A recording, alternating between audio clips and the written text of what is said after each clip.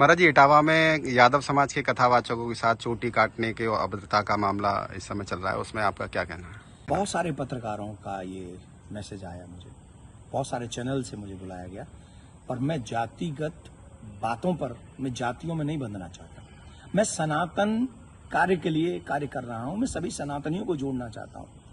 रही बात चोटी काटने की, गलत है। किसी के भी साथ दुर्व्यवहार नहीं करना चाहिए। कोई भी किसी भी प्रकार का दुर्व्यवहार करता है वो ठीक नहीं। हम तो इसका प्रचार करते हैं, तिलक रखो और चोटी रखो, कलावा बांधो, कंठी पहनो, इसका हम प्रचार करते हैं। रही बात दूसरी कि जो लोग जातियों के लिए, मैंने तो देखा कि एक गांव में घटना घटी और उसमें बड़े बड़े देश के बड़े नामचीन नेता आकर बयान दे रहे हैं और वो जातियों के विरोध में बयान दे रहे हैं, और वो वही काम कर रहे हैं जो अंग्रेजों ने किया था। मैं ये जानना चाहूंगा, अभी आप लोगों ने भी सुना होगा, मथुरा में एक कांड हुआ था। एक टेम्पो वाला पकड़ा गया था और उसने 23 लड़कियों के साथ दुर्व्यवहार किया था। उनकी वीडियो, उनकी पिक्चर्स और उनके सब हैं, और वो हट जाति के थे। वो बच्चियां जो थी वो हट जाति की थी। तब कहां चले गए ये सारे मर्द? क्या एक पुरुष का मान सम्मान स्त्री के मान सम्मान से ज्यादा है? हम स्त्री के मान सम्मान के लिए क्यों नहीं खड़े हुए? इसका मतलब ये नहीं मैं कह रहा हूं कि पुरुष का अपमान हो जाए तो हो जाए। अपमान किसी का नहीं होना चाहिए। जब लोग मूत्र जिहाद करते हैं, लब जिहाद करते हैं, थूक जिहाद करते हैं, तो वो जब थूकते हैं ना भोजन में, तब इसलिए नहीं थूकते कि ब्राह्मण पंडित जी जेल लेंगे। उसमें सब आते हैं, पंडित जी भी आते हैं, यादव जी भी आते हैं, सिंह साहब भी आते हैं, अग्रवाल जी भी आते हैं, चौधरी साहब भी आते हैं, लिमका भी आते हैं, ढिमका भी आते हैं, सब आते हैं। वो सबके लिए थूकते हैं, वो सबके लिए मूतते हैं, वो सबकी बहन बेटियों पे नजर रखते हैं। तब क्यों नहीं बोलते हम और आप सभी? बताइए, मैं जानना चाहता हूं। ये जितने भी लोग आज विवाद कर रहे हैं, ईमानदारी से बताइए, भगवान श्री राम किस लिए आए थे? वो तो क्षत्रिय थे। भगवान श्री कृष्ण किस लिए आए? वो तो यदुवंशी थे ना। किस लिए आए थे? बताइए मुझे, जरा जवाब दीजिए, जो अपनी अपनी जातियों के जो नेता बने बैठे हैं। मैं जानना चाहता हूं आपसे, जितने भी अवतार तुम्हारे सनातन में जिन पुराणों के अनुसार हुए, जिन पुराणों के अनुसार तुम अपने आप को हिंदू लिखते हो, किसके लिए अवतार हुए थे? वो धर्म की स्थापना के लिए हुए थे, और धर्म की स्थापना करना ही हम सबका दायित्व है कि हम इस देश में धर्म की स्थापना करें, ना कि धर्म का खंडन करें। हम सबको चाहिए कि एक साथ रहकर अपने धर्म का सम्मान करें, अपने धर्म को बढ़ाएं, अपने देश को बचाएं। ये हम लोगों की ड्यूटी होनी चाहिए। और जितने भी यदुवंशी सुन रहे हैं ना, my dear listen to me, निश्चित तौर पे मेरा जन्म जो है ब्राह्मण कुल में हुआ है, लेकिन आपको एक और बात बता दूं, यदुवंशी मेरे हैं सब। पूछिए कैसे?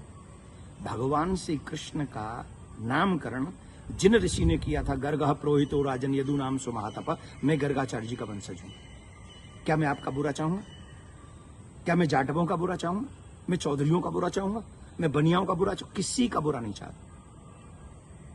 मैं आप सबका भला चाहता हूं और इस देश का भला चाहता हूं। अगर आपको ईमानदारी से अपने इष्ट में निष्ठा है, राम में, कृष्ण में, परशुराम में, हनुमान में, देवी में, देवता में, तो आप शास्त्रों के बताए हुए मार्ग पर चलिए और धर्म का पालन कीजिए, और उन विधर्मियों से लड़ने के लिए तैयार हो जाइए जो हमारे देश में जाति का जहर घोलकर, कई बड़े बड़े नेता हैं, जाति के नाम पे कूद पड़े। बस चुनाव की सभाओं में बोल रहे हैं, चुनाव की एक कथा, अरे तुम्हारे इस नाम पे वोट लोगे?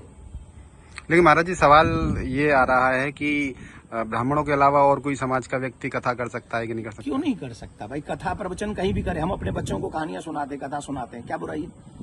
हर एक जाति के व्यक्ति, मम्मी पापा, दादी दादा, नानी नाना तो अपनी जाति के होंगे ना। कहानी सुनाए, कथा सुनाए, कोई बुराई नहीं है। लेकिन व्यासपीठ पर बैठ के सप्ताह करना, देखिए उसकी विधा, हम शास्त्रों की बात करेंगे। यहां मैं अपनी बात नहीं करूंगा। मैं ब्राह्मण कुल में मेरा जन्म हुआ है, लेकिन कितने ऐसे कार्य हैं जो मैं खुद नहीं करता। जैसे यज्ञ कराना मैं नहीं करता, क्योंकि उसमें मेरी नॉलेज नहीं है। वो विवाह कराना, वो मैं कार्य नहीं करता। अंतिम संस्कार में भी जो 16 संस्कारों में से एक है, मैं वो नहीं करता।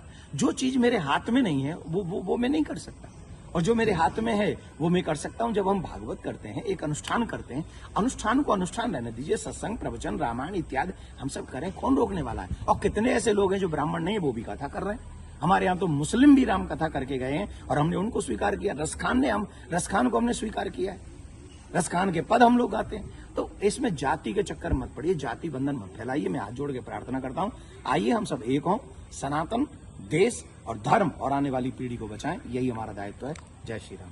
लेकिन महाराज जी एक सवाल और कि उनपे आरोप लग रहा है कि छेड़छाड़ की उस घटना में शामिल पाई गई। देखिए, न तो ये काम देवकी नंदन का है और न काम ये अखिलेश जी का और तेज प्रताप जी का है।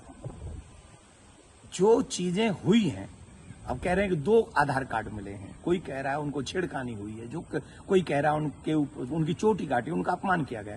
तो इसके लिए संविधान है, इसके लिए प्रशासन है, हमें बांटना नहीं है। प्रशासन अपना काम करे, जहां जो जिसकी गलती हो उसे सजा दे। पंडित जी की गलती है तो पंडित जी को सजा दे, यादव जी की गलती है तो यादव जी को सजा दे। लेकिन जो बड़े बड़े लोग हैं, जो बड़े बड़े पदों पर बैठे हैं, उन लोगों को जातिवाद फैलाकर समाज को लड़ाना नहीं चाहिए, ये अच्छी बात नहीं है। धन्यवाद।